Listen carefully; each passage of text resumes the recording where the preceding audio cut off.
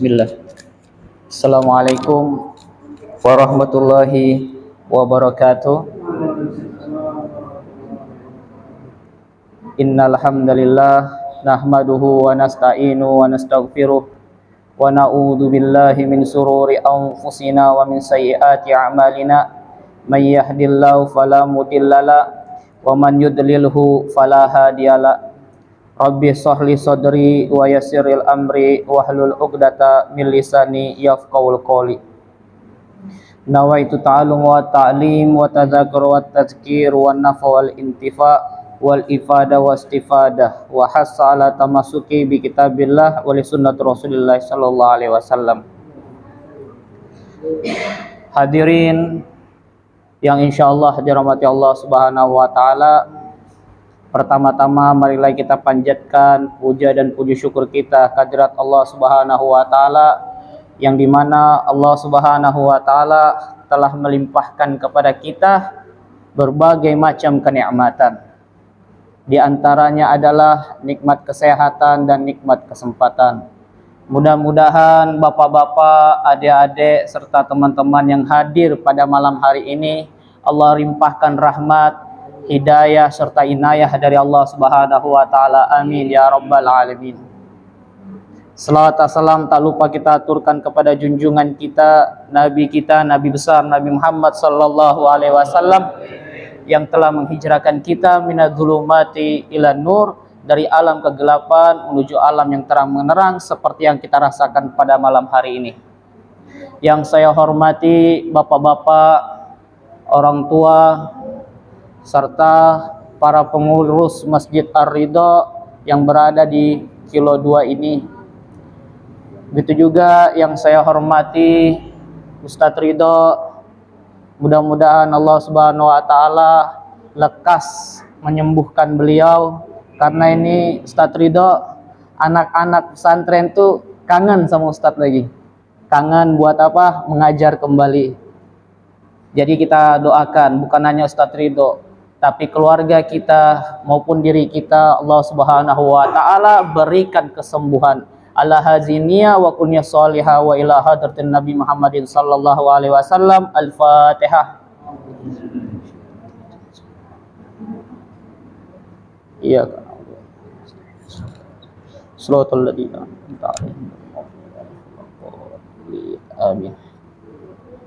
Hadirin yang insyaallah dirahmati Allah Subhanahu wa taala, sebelumnya ini Pak, saya ucapkan terima kasih karena masih memberikan amanat untuk bisa mengisi pengajian di Masjid Ar-Ridha ini. Karena ini sebuah kesempatan yang jarang datang, Pak. Apalagi kita statusnya ini istilahnya itu simatumpung. Apa itu simatumpung? Siang malam nunggu panggilan masjid. Jadi seperti itu. Kalau ada panggilan kita datang. Kalau tidak ada, ya ngajar aja di pesantren. Seperti itu. Dia saya ucapkan terima kasih karena masih memberikan kepercayaan untuk mengisi pada masjid ini. Mudah-mudahan apa yang saya sampaikan nanti, baik kalau ada kekurangannya saya mohon maaf, dan apabila ada kelebihan itu datangnya dari Allah Subhanahu wa taala. Ala kulli hal, hadirin wa hadirat insyaallah dirahmati Allah Subhanahu wa taala. Pada malam ini kita akan sedikit membahas tentang thahara. Bapak-bapak mungkin sudah tahu apa makna thahara. Thahara adalah, kalau menurut bahasa, adalah tentang suci. Bapak-bapak kalau buka di kitab-kitab fikih pasti menemukan itu namanya di awal bab pasti membahas tentang thahara. Karena ini sangat penting. Agama Islam sangat mementingkan yang namanya thahara, yaitu bersuci. Karena apa, Pak? Karena thahara adalah wasilah atau jalan untuk keabsahan atau kesahannya sebuah ibadah. Ibadah tergantung dari mana kesucian kita. Otomatis apa? Mala yatimu illa bihi fawal wajib. Sehingga apa? Thahara ini hukumnya wajib. Bukan hanya sholat yang kita pelajari, akan tetapi bab thahara juga wajib kita pelajari. Nah, pada kesempatan malam hari ini kita akan sedikit membahas tentang thahara. Tahara, kalau to-nya pakai fathah itu artinya an-nazafah, kebersihan. Kalau to-nya pakai dhamma, tuhara, itu beda artinya, Pak. Artinya apa? Alat yang biasa dipakai mensuci, yaitu air. Kalau tihara pakai kasro, beda lagi artinya. Suatu hal nama yang disandarkan pada air. Misalnya tiharatul ward misalkan. Berarti apa? Air mawar. Atau mau kahwa, tiharatul kahwa, air kopi.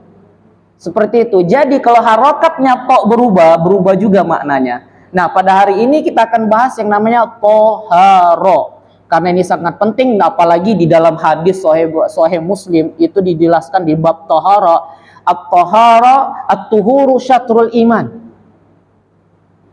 Tahara adalah sebagian daripada iman. Mengapa bersuci ini sebagian dari iman? Imam Nawawi menjelaskan dalam kitabnya Syarah Hadis Arba'in, beliau jelaskan dalam kitabnya mengapa bersuci ini sebagian dari iman. Yang pertama, hadirin rahimakumullah, mengapa dikatakan sebagian dari iman bersuci ini? Yang pertama kata beliau adalah annal ajra fihi yantahi tad'if ila nisfil iman. Ketika seorang melaksanakan tahara, maka dia akan mendapatkan berlipat ganda pahala. Sebagaimana hal ini terbukti dengan sabda Nabi Muhammad SAW, man tawadda'a fa ahsanal wudu, barang siapa yang bersuci, berwudu, kemudian memperbaiki wudunya, kharajat khatayahu min jasadihi hatta takhruju tahta asfarihi, maka Allah Subhanahu wa taala akan mengeluarkan dari jasad-jasadnya dosa-dosa yang pernah ia lakukan. Dalam arti dosa-dosa kecil, Pak. Ini yang dinamakan nisful iman. Ketika adik-adik berwudu yang mungkin pernah melakukan dosa-dosa kecil, berbohong dan lain sebagainya, atau dosa kecil contohnya melihat rumah pintunya terbuka, itu kan bukan hak kita, Pak. Kalau misalnya ada seorang lewat terus rumah tetangga terbuka tiba-tiba tidak sengaja ngelihat gitu, itu dosa kecil itu.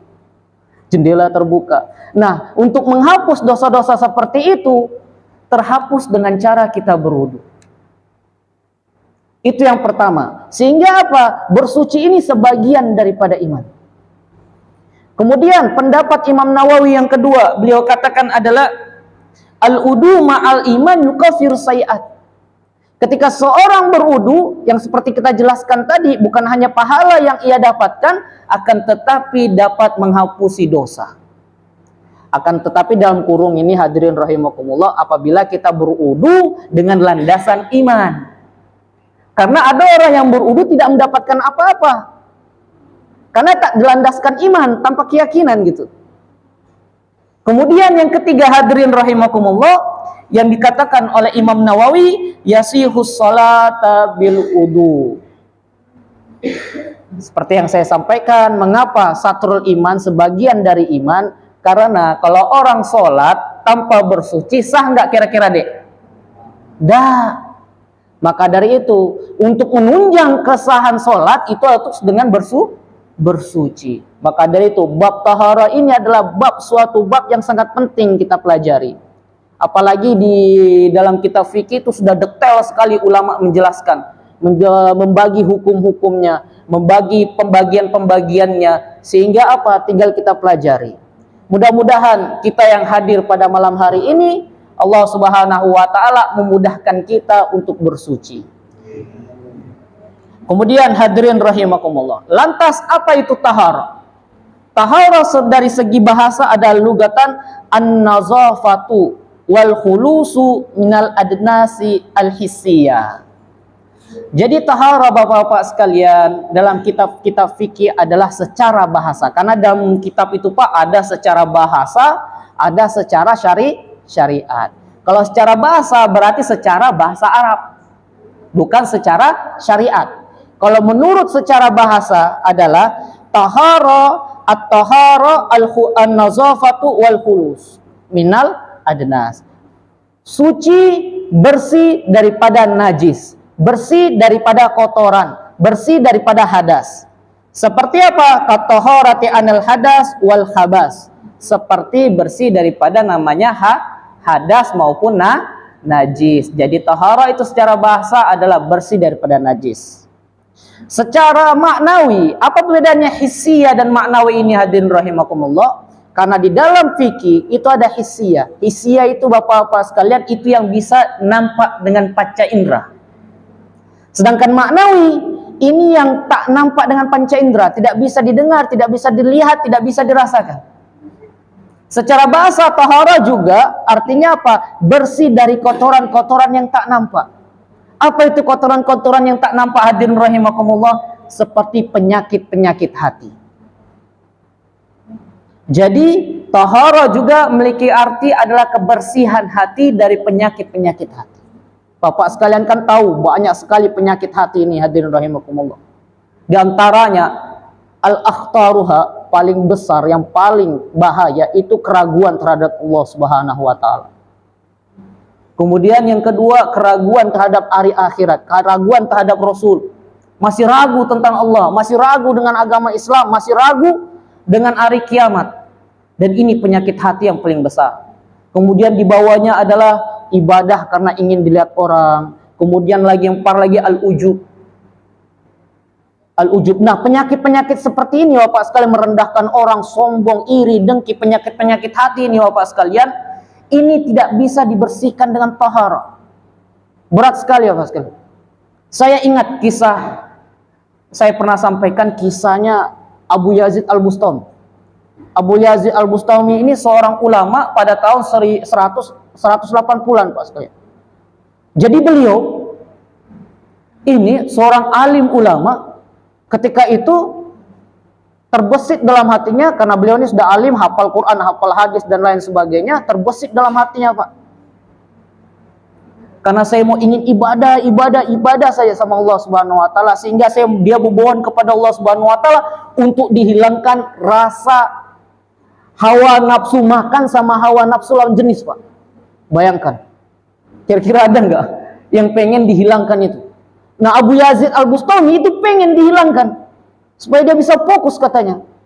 Akan tetapi dibalas dengan bisikan hatinya, bagaimana engkau menghilangkan sedangkan Rasulullah SAW saja memerintahkan kita untuk makan, memerintahkan kita untuk minum, dan memerintahkan kita untuk apa? Untuk menikah. Akhirnya dia sadar, dia bertobat. Di kemudian hari Bapak sekalian, masih penyakit hati ini, beliau itu sedang berjalan. Ketika berjalan, beliau bertemu dengan seekor anjing. Tiba-tiba anjing tersebut menghampiri beliau. Ketika anjing tersebut menghampiri, tiba-tiba Bapak sekalian, dia angkat jubahnya. Atau kita nih sekarang kan kita angkat sarung kita kalau ada anjing gitu, seperti itu contohnya. Dia angkat Pak. Ketika dia angkat jubahnya, terbesit dalam hatinya, anjing tersebut berbicara dengan dia. Apa yang dikatakan anjing tersebut? Kenapa engkau angkat sarungmu? Seperti itulah bahasanya kan. Kenapa kau angkat sarungmu? Sedangkan saya ini kering, tidak bernajis. Karena kita tahu kalau anjing ini kalau basah ya najis, kalau dia masih kering ada khilaf antara ulama. Sedangkan saya tidak najis, kata anjing tersebut di dalam hati Al-Bustami. Abu Yazid Al-Bustami. Kemudian anjing tersebut mengatakan lagi, sedangkan kalaupun kau terkena najisku katanya, kalaupun sarungmu terkena najisku, itu masih bisa dibersihkan dengan 7 siraman dicampur dengan air. Akan tetapi berbeda katanya, ketika ada penyakit hati, kau angkat sarungmu pada belum kena najis, merasa mulia, merasa lebih tinggi, dan merendahkan diriku yang hanya seorang hewan yang rendah, katanya, itu lebih parah. Kenapa? Itu tidak akan bersih walau dibilas dengan 7 samudra. Dengar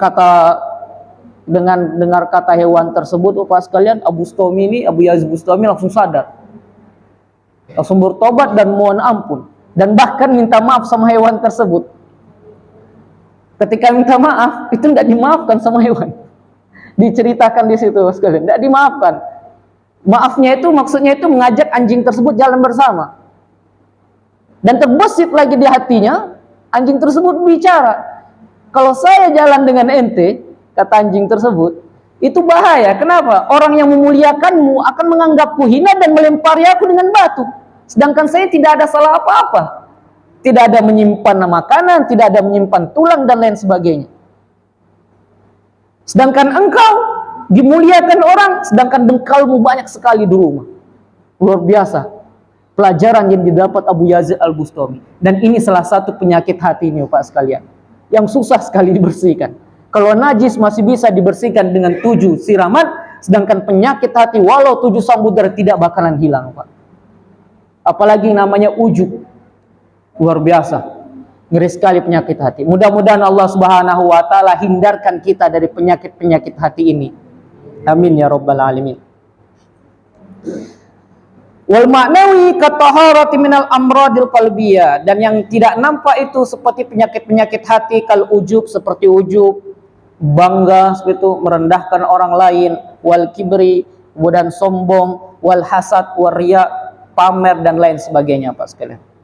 Sedangkan menurut syar'an, raf'ul hadasi au izalatin najisi. Jadi tahara itu menurut syariat hadirin rahimakumullah adalah menghilangkan hadas dan menghilangkan najis. Nah, menjadi pertanyaan kita, adik-adik tahu enggak apa bedanya hadas sama najis? Ada yang tahu? Kan terkadang kita tuh terbalik Pak. Kadang hadas kita bilang najis, terkadang najis kita bilang hadas. Contohnya saja, itu ada orang menyebutkan ketika dia berada masa haid misalkan, itu kan dia berhadas, tapi kadang dia terucapkan saya masih bernajis. Seperti itu. Dan ini salah. Sedangkan hadas dan najis ini berbeda. Al-hadas itu sesuatu yang terjadi ketika kita dalam keadaan junub misalkan, laki-laki, atau dalam keadaan habis buang air kecil itu hadas, atau dalam keadaan habis buang air besar itu dalam berhadas, atau dan bisa dihilangkan hanya dengan berwudu dan mandi. Sedangkan najis hadirin rahimakumullah itu adalah suatu kotoran yang melekat pada pakaian, tempat dan lain sebagainya, dan hanya bisa dihilangkan dengan air. Tidak perlu misalkan baju saya bernajis misalkan Bapak sekalian, ya tidak mungkin saya pakai air wudu gitu, saya wudukan, ya kan? Tidak. Begitu juga hadas dan najis ini hadirin. Kalau hadas itu membutuhkan niat ketika menghilangkannya. Akan tetapi ketika bernajis itu tidak membutuhkan niat. Cukup saja disiram dan menghilangkan 3 kategori dalam najis. Kemudian yang kedua, ketika hadas, ketika najis terjadi di dalam anggota tubuh kita, misalkan tangan kita terkena najis atau kena jilatan anjing misalkan Pak sekalian. Nah, yang kita bersihkan itu cuma tangan kita. Kita siram dengan 7 air, salah satunya campur dengan tanah. Tidak perlu satu tubuh untuk disiram 7 kali terus dicampur dengan tanah. Begitu juga berbeda dengan hadas Pak sekalian. Ketika kita berhadas, maka anggota seluruh tubuh kita atau bagian-bagian yang wajib untuk diwudu itu harus kita bersihkan. Sedangkan mandi tidak, harus semua anggota tubuh kita bersihkan, dan otomatis harus memerlukan namanya niat. Jadi itu perbedaan najis dan najas hadirin rahimakumullah. Kemudian hadirin rahimakumullah, raf'ul hadasin au izalatun najisin au fi ma'nahuma au ala suratihima, wa hadza ta'rif Imam Nawawi. Dan inilah menghilangkan najas, mengangkat hadas, menghilangkan hadas dan mengangkat najis. Inilah menurut Imam An-Nawawi.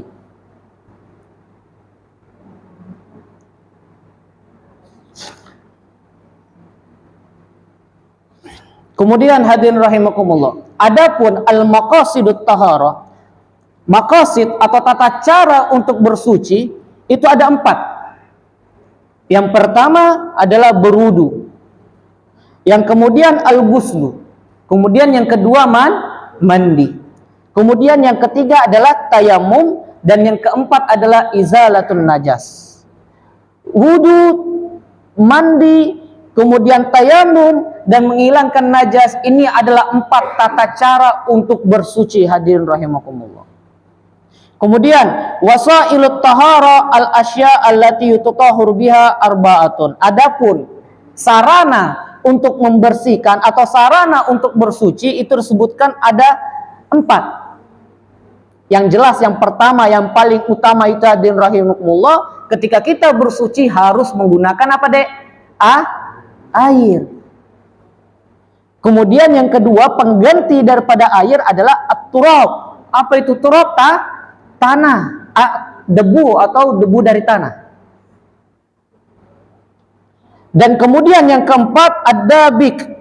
Ini yang biasa dibak itu Pak. Hadirin rahimakumullah, biasa pakai suci itu. Yang biasa kalau kulit-kulit itu yang ditaburi dibak itu Pak. Lupa saya bahasa Indonesianya. Yang biasa, ya disamak ya Pak. Ya, disamak, seperti disamak. Menghilangkan najis dalam kulit-kulit hewan misalkan.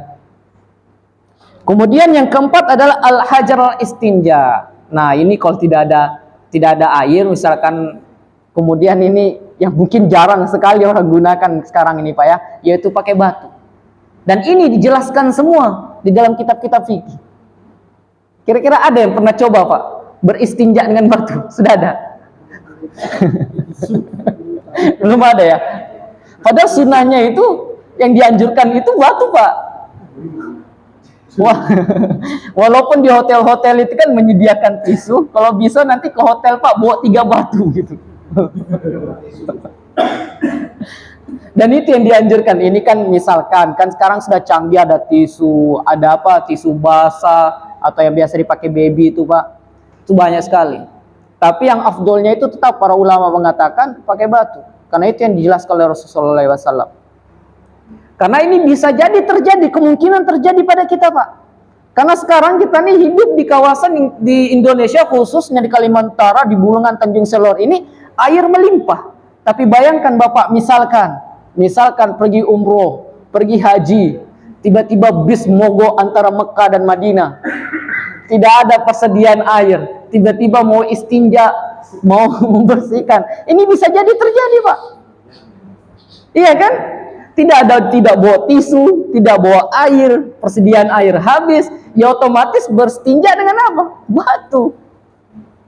Dan makanya itu kita harus tata cara istinja itu harus dijelaskan. Makanya itu Islam ini, Masya Allah, agama yang sangat detail membahas tentang kesucian. Agama yang sangat detail membahas tentang taharah Bapak-bapak sekalian. Luar biasa. Kemudian hadirin rahimakumullah, barulah kita masuk ini sarana pertama dalam bersuci itu adalah air. Kita ketahui hadirin rahimakumullah, agama Islam sangat mementingkan yang namanya air. At-ta'riful ma, adapun pengertian air hadirin rahimakumullah, yatalawwanu bilaunil ina. Jadi ciri khas air ini ya Pak sekalian, air yang kita pakai bersuci ini mempunyai sifat yang apabila kita letakkan di suatu tempat, dia akan mengikuti warna tempat tersebut. Ya kan Dek? Adek taruh di gelas yang hitam, airnya berubah warna apa? Hitam, menyesuaikan dengan gambar dengan gelasnya. Begitu juga di tempat yang putih seperti ini, airnya berubah putih. Kelihatan. Jadi menyesuaikan, salah satu sifat air ini disebutkan sama ulama. Sedangkan pembagian air itu hadirin rahimakumullah itu ada 7. Dan ini yang harus kita ketahui. Ada 7 air yang bisa kita gunakan untuk bersuci. Di antaranya adalah 3 yang diturunkan dari langit dan 4 yang timbul dari bumi. Apa saja yang turun dari langit itu? Adalah asalah satu minas sama wahiyya miyahul matari wasalji wal bardi. Adalah air hujan. Jadi air hujan itu boleh kita gunakan untuk bersuci, boleh kita gunakan untuk berwudu, boleh kita gunakan untuk mandi, boleh kita gunakan untuk menghilangkan najis. Kemudian yang turun dari langit yang kedua adalah air salju. Air salju atau hujan salju. Karena kita ini kan iklim tropis nih jarang terjadi.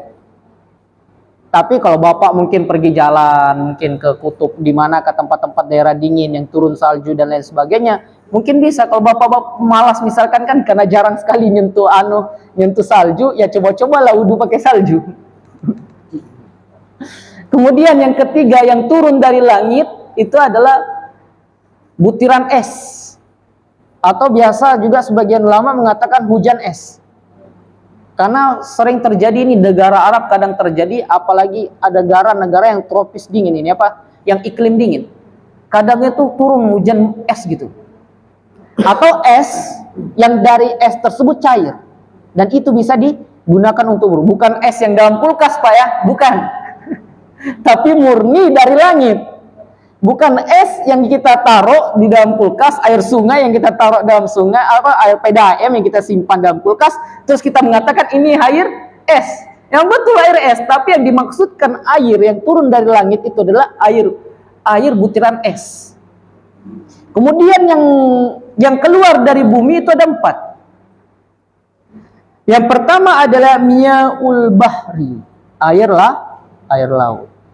Jadi boleh kita menggunakan air laut tersebut, awil bahari ini sebentuk bersuci, berudu dan lain sebagainya. Tapi kalau bapak-bapak berudu, ingat-ingatlah Bapak, jangan dipakai kumur-kumur. Karena saya pernah ini kejadian Bapak sekalian. Saya pernah dulu lulus dari pesantren itu dikasih tugas. Ini direkam kan nanti di-cut ini. Jadi saya pernah dikasih tugas di suatu desa masih di Tanjung Selor sini Pak. Jadi desa tersebut masih namanya tidak pakai PDAM, masih membutuhkan namanya air hujan. Jadi kalau nggak hujan tuh Pak sekalian, tidak ada air. Jadi otomatis bersuci itu apa? Ambil air laut. Bayangkan Bapak, itu air laut itu kan lain rasanya, masih lengket-lengket. Jadi suatu ketika pas bulan puasa, ini saya sayangkan Bapak sekalian. Minimnya ilmu pengetahuan kita ini, khususnya di Tanjung Selor nih Pak, apalagi pedalaman itu ya.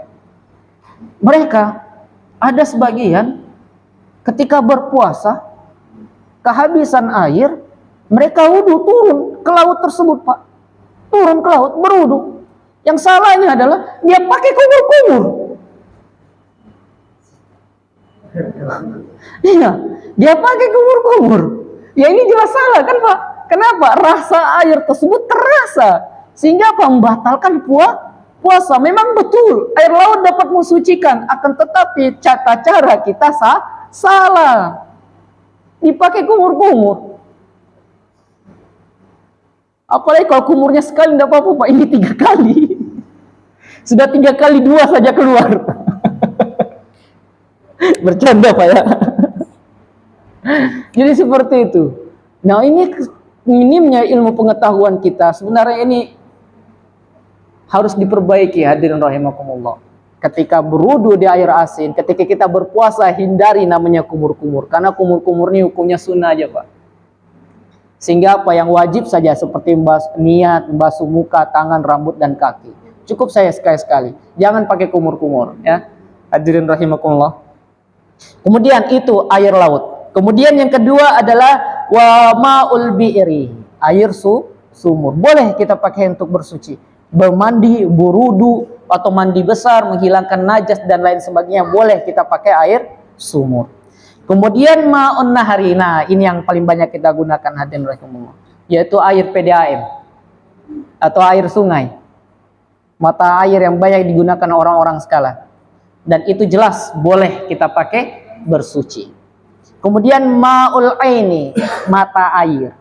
Kalau misalkan ada suatu daerah tiba-tiba ada mata air yang timbul, dan itu boleh kita pakai bersuci. Dan ini 7 golongan air yang boleh kita pakai untuk bersuci. Kemudian beliau menjelaskan di sini lagi hadirin rahimahullah, afdalul miyah nadzamaha ba'duhum faqala wa afdalul miyahu ma'un qad naba baina asabi'in nabihil muttaba yalihi ma'u zamzami fal kautsari fanilil misra summa baqi anhari. Beliau jelaskan Masya Allah. Jadi bapak-bapak sekalian, di dunia ini ada air yang lebih mulia, ada golongan air yang lebih mulia, yang tergolong kedudukannya itu luar biasa. Ada 4 disebutkan. Yang pertama hadirin rahimakumullah, air yang keluar dari jemari-jemari Rasulullah SAW. Dan ini ulama kategorikan bahwa air yang paling mulia itu adalah air yang keluar dari jemari-jemari Rasulullah SAW. Dan ini salah satu mukjizat Nabi kita. Karena memang betul terjadi, banyak hadis yang menjelaskan. Ketika Nabi Muhammad SAW dan para sahabatnya kehabisan air, kemudian hanya ada kalau cara bahasa kita seember air, dan tidak mencukupi 1.500 orang para sahabat pada waktu itu. Terjadi di Hudaybiyah. Tidak mencukupi Pak sekalian. Akhirnya Rasulullah SAW minta kepada salah satu sahabat untuk datangkan air. Air kita berapa? Cuma ada seember Rasulullah. Ta'al katanya apa? Sini air tersebut. Kemudian Rasulullah SAW celup tangan beliau di dalam air ember tersebut. Dan bahkan kata para sahabat, air tersebut mengalir dari jemari Rasulullah SAW. Dan ini yang dipakai minum para sahabat. Dan para sahabat yang minum tersebut telah meminum air yang paling mulia di dunia ini, yaitu air yang keluar dari jemari-jemari Rasulullah SAW. Dan bahkan dalam riwayat lain mengatakan bukan hanya 1.500 mencukupi air yang keluar dari tangan Rasulullah SAW, Bapak-bapak, akan tetapi dapat mencukupi 10.000 orang. Luar biasa mukjizat Nabi kita. Bukan hanya terjadi sekali Pak, tetapi terjadi berkali, tidak tahu berapa kali. Kalau tidak salah yang saya tahu itu 2 kali. Ketika Rasulullah SAW hendak sholat subuh juga. Ketika itu habis, tidak ada air. Kemudian Rasulullah SAW ambil. Kalau Bapak tahu, kalau orang Arab itu kalau mau pergi ke kebun, ada namanya penyimpanan air dari kulit kambing.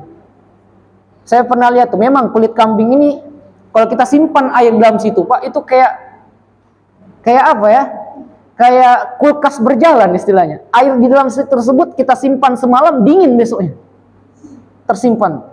Jadi ada para sahabat memberikan kantong air dari kulit kambing tersebut, kemudian Rasulullah SAW ambil, kemudian keluar dari jari Rasulullah SAW air ini.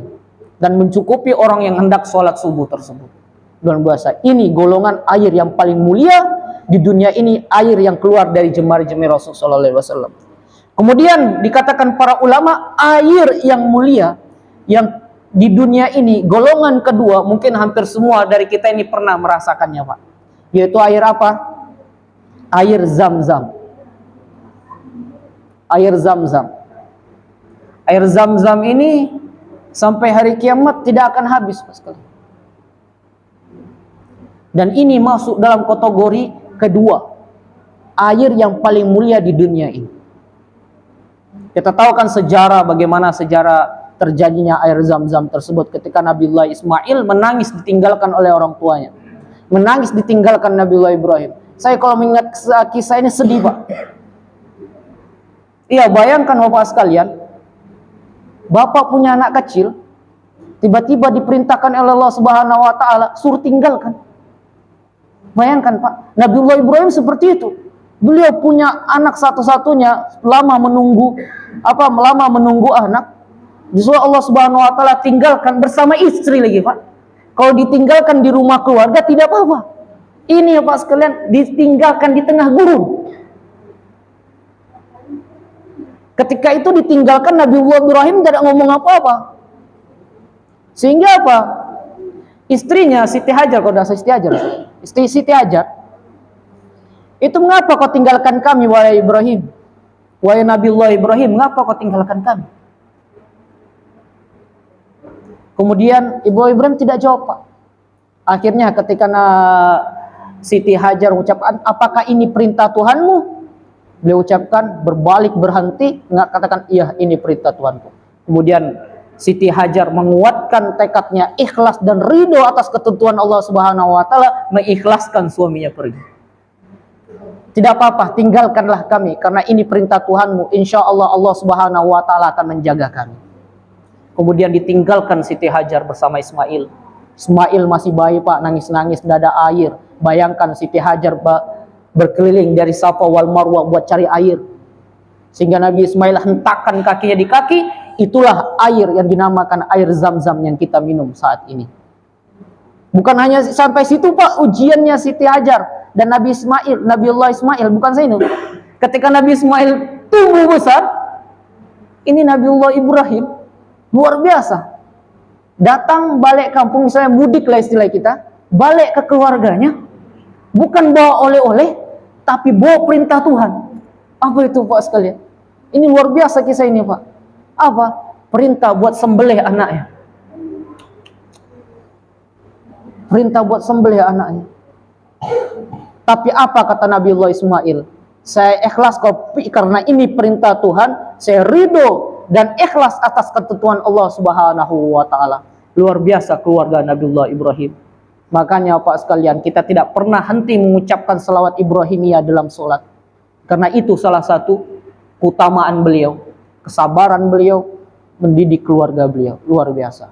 Mudah-mudahan kisah Nabiullah Ibrahim dan Ismail dan Siti Hajar ini bisa menginspirasi kita dalam keluarga kita. Amin ya rabbal alamin.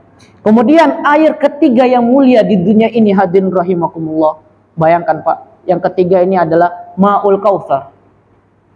Ma'ul Al-Kautsar, telaga Kautsar, yang kelak nanti di akhirat kita bakalan minum.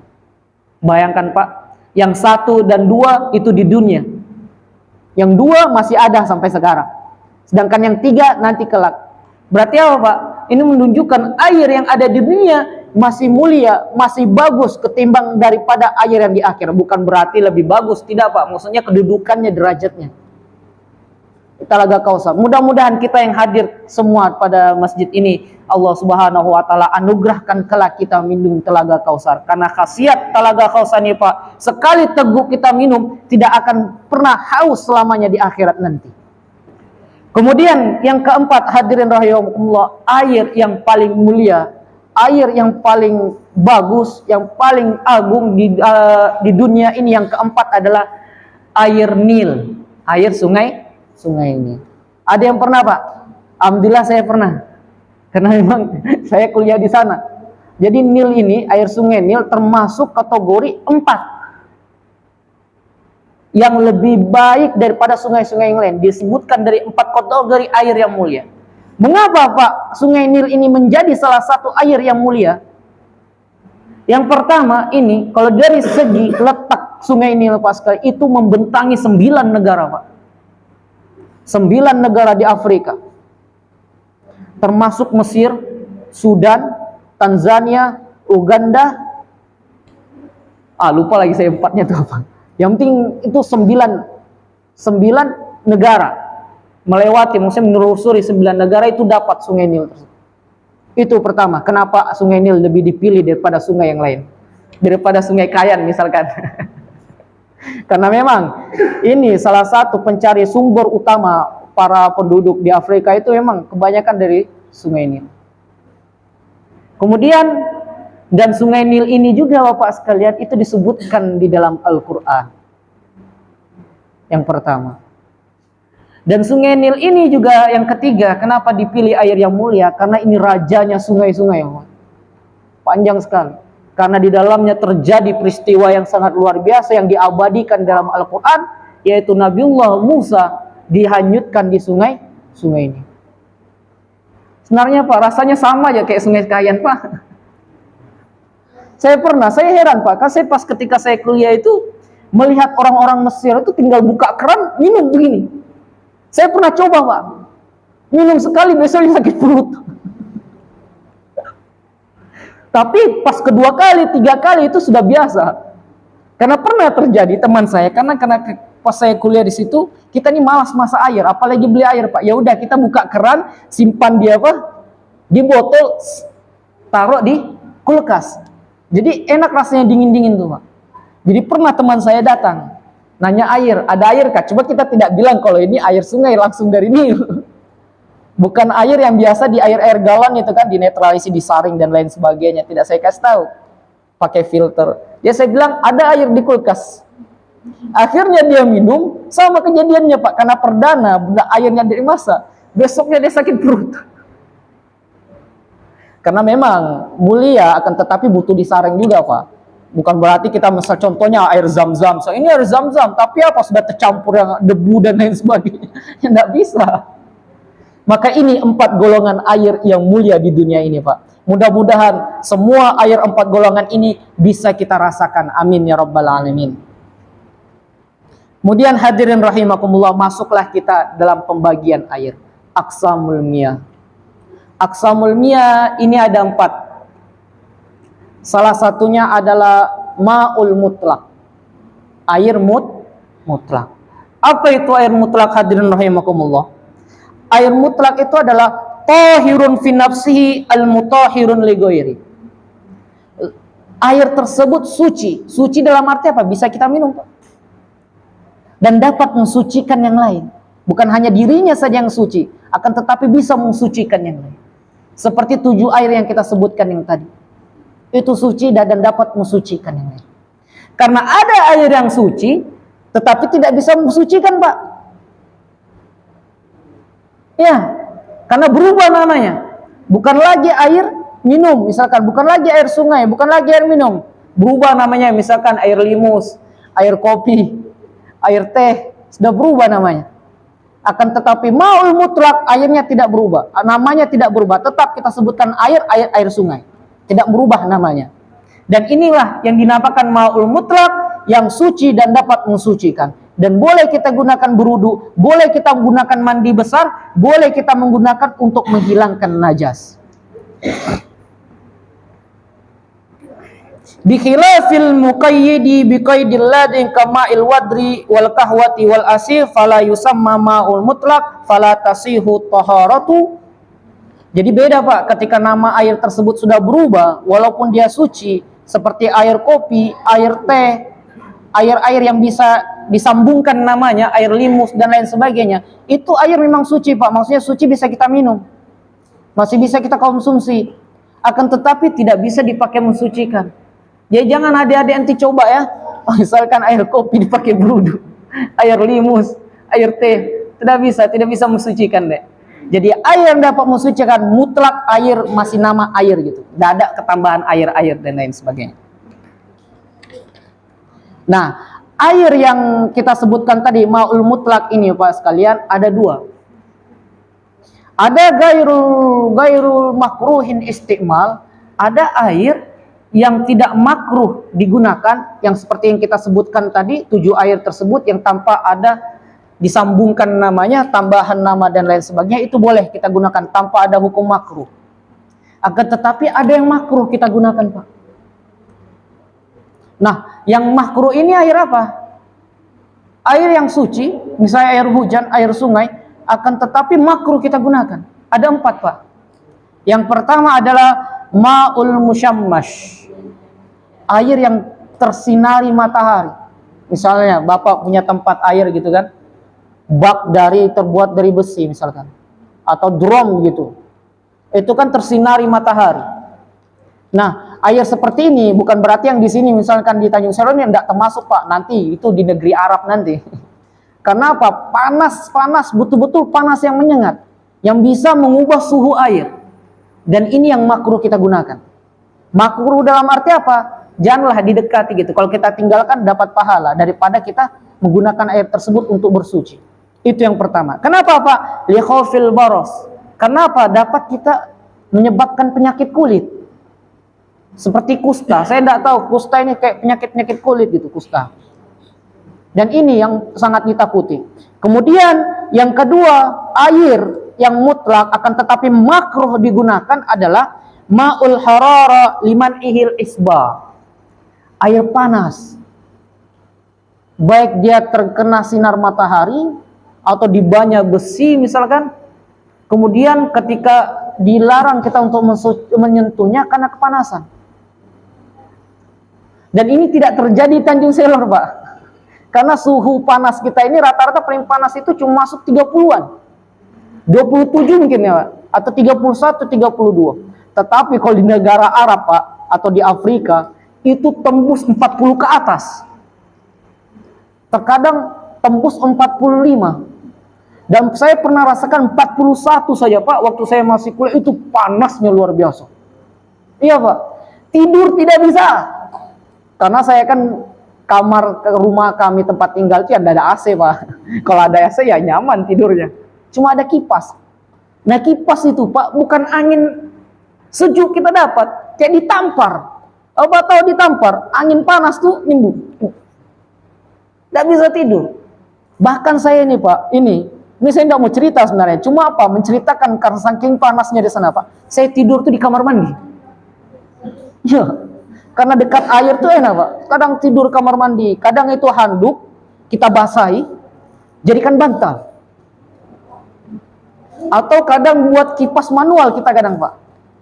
Pecahkan es batu, taruh di depan kipas. Dan nyaman itu. Saking panas itu masih 41 loh Pak. Dan kadang itu tembus 45. Dan kadang mungkin ada yang 50 seperti di negara Sudan. Dan negara-negara seperti ini yang rata-rata airnya banyak panas Pak. Ketika apa? Kita dianjurkan untuk meninggalkan air tersebut. Kemudian air yang makruh untuk digunakan yang kedua, yang ketiga adalah syadidul burudati. Air yang dingin betul. Dingin ini kategori bukan berarti Pak ya, subuh-subuh misalkan mau berudu, dingin, enggak mau berudu. Karena makruh bilangnya. Enggak. Bukan kategori kita itu Pak. Air yang betul-betul ketika kita sentuh dapat menimbulkan penyakit. Karena dingin kita ini Pak belum lagi kayak di negara-negara yang memang menimbulkan salju dan lain sebagainya, itu baru. Tetapi sekarang zaman canggih Pak. Namanya itu ada namanya sakhona. Apa itu sakhona Pak? Kalau di negara Arab itu kayak pemanas. Jadi kalau kita nyalakan itu cuma nunggu yang, kalau yang murah Pak, yang murah. Kalau yang murah itu kita tunggu dulu 5 menit baru hangat airnya. Baru kita bisa pakai. Tapi kalau yang mahal enggak perlu Bapak tunggu, langsung pakai langsung apa? Langsung panas airnya ketika musim dingin. Akan tetapi kalau yang murah itu kita ngantri kadang Pak. Teman satu habis mandi, habis berudu misalkan, kita lagi ngantri karena air yang ditampung buat panas itu habis. Jadi diisi lagi, dipanaskan ulang. Nah ini yang murah ini Pak, yang biasa berapa, yang muat 10 liter, 15 liter. Tapi kalau yang mahal kan ada yang 50 liter punya penampungannya buat panas. Dan itu yang tidak menjadi alasan kita untuk apa? Alasan memang suasananya dingin. Akan tetapi di Tanjung Seluler ini tidak masuk kategori kita. Akan tetapi mungkin saja Pak sekalian, kita nanti ada yang berangkat misalkan di negara-negara yang dingin. Kemudian yang terakhir adalah hadirin rahimakumullah, air yang makruh kita gunakan adalah air yang tempat dilaknat oleh Allah Subhanahu wa taala. Itu makruh kita gunakan air yang ada di situ. Ketika ada tempat misalkan tempat yang pernah Allah Subhanahu wa taala azab tempat tersebut, jangan pernah ngambil air di situ Pak. Itu dianjurkan untuk tinggalkan. Kenapa? Karena tempat di situ ada sejarah bahwasanya Allah Subhanahu wa taala pernah mengazab suatu kaum, pernah menyiksa suatu kaum karena memberikan musibah atas kelakuan mereka. Jadi kita dilarang untuk menggunakan air tersebut. Mungkin cukup sekian yang dapat saya sampaikan. Kurang dan lebihnya mohon dimaafkan Bapak sekalian. Apabila ada kata-kata yang kurang, saya mohon maaf Bapak. Kalau ada yang paham, alhamdulillah. Kalau ada yang tidak paham, jangan berkecil hati Pak. Karena apa? Karena pada ulama, orang yang tidak paham ketika hadir di majelis ilmu, dia itu mendapatkan 7 keutamaan. Salah satunya adalah dia dicatat sebagai orang yang belajar. Kemudian dia senantiasa ketika semuanya mendapatkan rahmat Allah Subhanahu wa taala karena hadir di majelis, dia tidak paham, dia juga tetap mendapatkan rahmat tersebut. Begitu juga ketika dia tidak paham, selama dia mendengar Bapak sekalian, keutamaan orang yang hadir majelis, selama dia mendengar, dia masih dihitung dalam ketaatan. Mudah-mudahan Allah Subhanahu wa taala limpahkan rahmat dan hidayah kepada kita semua yang hadir pada malam ini. Wabillahi taufiq wal hidayah. Assalamualaikum warahmatullahi wabarakatuh.